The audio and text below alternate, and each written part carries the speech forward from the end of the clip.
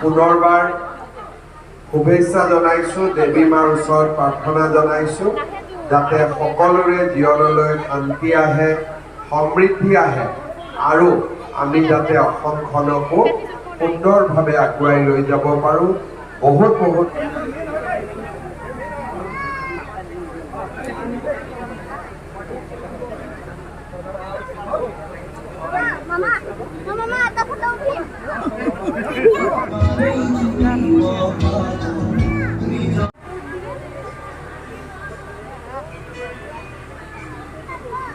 দৰৱৰ লগতে এই অঞ্চলবাসী ৰাইজৰ হৈ অশেষ ধন্যবাদ জ্ঞাপন কৰিছোঁ।